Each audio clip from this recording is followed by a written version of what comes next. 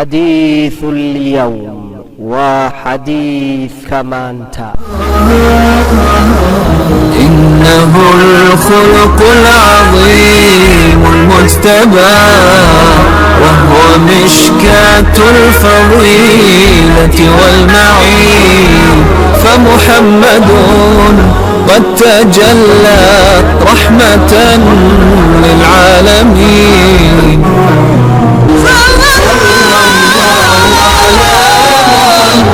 صلى الله عليه وسلم صلى الله على محمد صلى الله عليه وسلم صلى الله على محمد صلى الله عليه وسلم.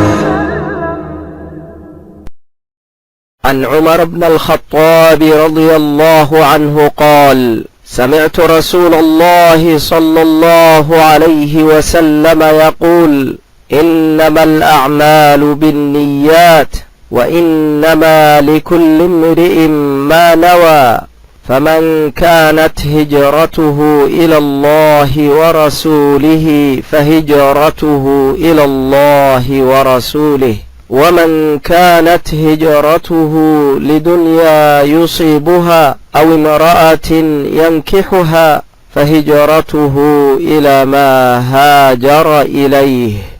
متفق عليه. waxaa laga wariyey cumar bn alkhadaab ilaahay raalliha ka noqdee inuu yidhi waxaan maqlay nebigii ama rasuulkii sala allahu calayhi waaalihi wasalama oo odhanaya: ansaxa acmaashu wuxuu ku xidhan yahay oo keliya niyadaha loo sameeyey, qof kastaana wuxuu leeyahay oo helaa wuxuu niyaystay. haddaba qofkay sababta hijradiisu ahayd xag alle iyo xag rasuulkiis, hijradiisu waa xag alle iyo xag rasuulkiis. qofkayse sababta hijradiisu ahayd adduunyo uu soo helayo ama haweenay uu soo guursanayo, hijradiisu waa waxa uu u hijrooday, yacni helyaa ama waayaaba. bukhaari iyo muslim ayaa labaduba wariyey. niyaddu waa waxa kugu kiciya in aad wax samayso ama ku hadasho, waxayna ka timaadaa qalbiga. hijro waa ka tegidda qofka waddankiisa uu ka tago ama wax uu jecel yahay oo kaleba, waxayna leedahay mid sharci ah oo ah in alle dartii uu qofku waxa uu ka tegayo uga tago una aado meel kale, iyada oo laga baqayo fitno, lana rabo in alle halkaas lagu caabudo oo diinta lagu muujisto. allaha u naxariistee wuxuu moxamed ibnu idriis ashaafici xadiidkan uu ka yidhi: xadiidkani wuxuu soo gelayaa 70 cutub oo cutubyada cilmiga islaamka ka mid ah. imaamulbukhaari ayaa isna kitaabkiisa saxiixulbukhaari xadiidkan ku bilowday. sidoo kale alimaamu annawowiy ayaa isaguna 3 kitaab oo kutubtiisa ka mid ah xadiidkan ku furfurtay: kitaabka al-adkaar, midka al-arbaciin, iyo kitaabka riyaadu saalixiin. maxaa ka mid a faa'iidooyinka xadiidkan? 1. waajibnimada in laga go'o waxa uu nebigu sala allahu calayhi wasalama reebay. 2. waxa la reebay waxay noqon karaan xaaraan toos ah sida shirkiga, dilidda naf xaaraan ah, ribada, khamrada, xanta, dad iskudirdirka iyo wixii la mida. kuwan oo dhammi waa waajib in qofku uu ka fogaado oo ka tago. waxay kale oo reebiddu noqon kartaa mid ay habboon tahay in laga fogaado oo karaaho ah, qofkii ka tagana laga ajarsiinayo. waxaase marba haddii nebigu sala allahu calayhi wasalama reebay mudnaanta leh in laga fogaado. 3. wixii sharcigu reebay in dhammaantii laga tago oo laga fogaado ayaa waajib ah oo qofka qaangaarka ah uma bannaana inuu wax yarna ka sameeyo. qaangaarnimada da' ahaan ama calaamadaheeda oo qofku isku arko labadaba waa lagu gartaa. 4.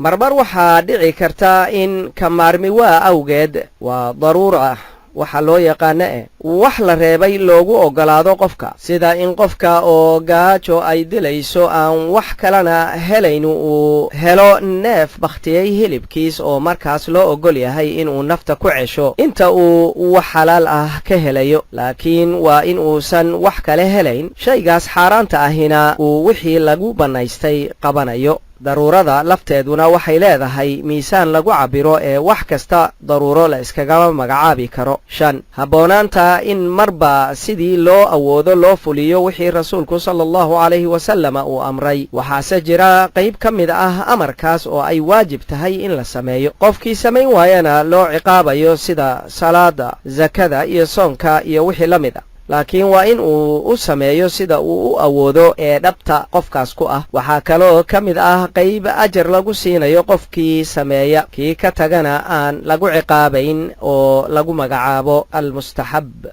6 amarka sharciga in uu qofku amar ahaan u aaminsan yahay ayaa laga rabaa, oo waa khatar haddii uu uga tago xaqirid uu xaqirayo ama nicid uu nacayo ama marmasiyo kaleba. laakiin haddii uu ku dhacay in uu amarkaas khilaafay, waxaa laga rabaa in uu caddaysto oo uu bayaansado in uu ku dhacay waajib inuu ka toobadkeeno laga rabo, iyo in uu mubaax ajar badsi u keeni lahaa oo uu dhunshay uu shaygaasi yahay. 7 waa waajib adeecidda nebigu sallallahu calayhi wasallama iyo u hoggaansamidda amarkiisu. muslimkana uma bannaana in uu shaki geliyo ama raadiyo qaab uu uga fakan karo hadduuba si xaqiiqo ah u ogaaday in uu amarkii rasuulka sallallahu calayhi wasallama shaygaasi yahay. 8 su'aal badnidu in ay ka mid tahay waxyaalaha ummadaha halaaga ayaa xadiidka laga qaadanaya. su'aalahaasna waxaa soo hoosgelaya su'aalaha dhiiranaanta iyo qodqodidda fog wata, kuwa aan baahina loo qabin faa'iidana laga helayn, kuwa caycayaarta jeesjeeska iyo wixii la mida loo weydiiyo, kuwo ku saabsan wax aan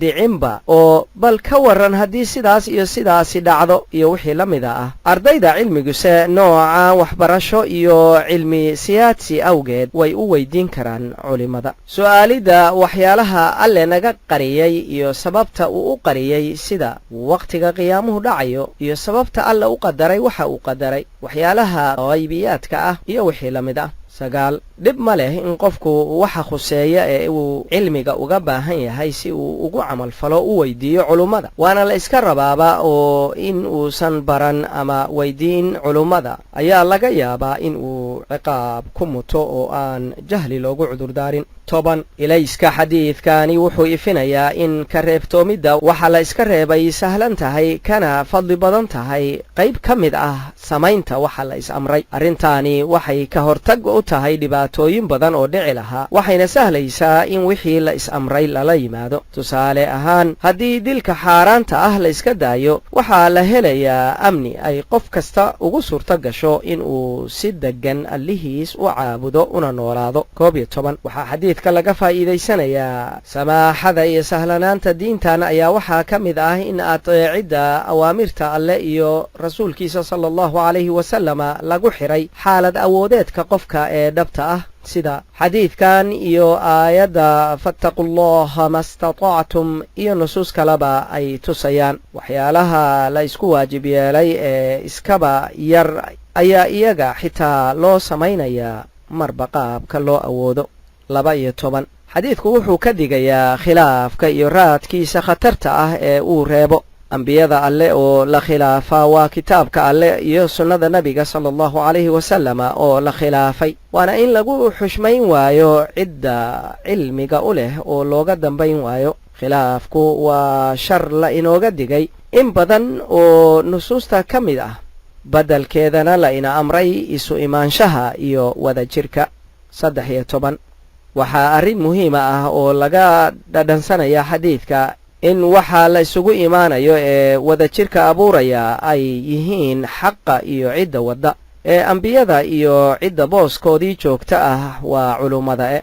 14 waxaa kala jira khilaaf xun oo aan la ogolayn iyo mid aan dhib lahayn. kan aan la ogolayni waa in muslimiintu isku khilaafto usuusha diinta iyo wax iimaanka la xidhiira. qofkii ku dhacana waa loo cudurdaarayaa haddii ay jaahilnimo u fasirasho si kale waa ta'wiilka ama in aan xujaduba gaarin iyo wixii la mida ay qofkaas ka tahay, waxaana cudurdaarkaasi soconayaa inta cilladaasi ay ka suulayso qofkaas. haddii kale waa khatar. culummadii hore ee diintuna aad bay noocan ula dagaalameen. nooca kale ee aan dhibta lahayni waa ku kala duwanaanshaha furuucda islaamka iyo fahamka naska lagala soo baxay ee nolol maalmeedka la xidhiira waase in aan fahamkaasi lid ku ahayn nas ay waxa uu ku tusayaa caddahay waa nooca loo yaqaan as-sariix ama wax si cad oo la hubo ay culummadu isugu raaceen al-ijmaac 15 qofku wuxuu leeyahay awood uu isagu maamulo sida aayadaha qaar iyo xadiidkaanba ku cad waxayna arrintaani burinaysaa caqiidada kuwa jabariyada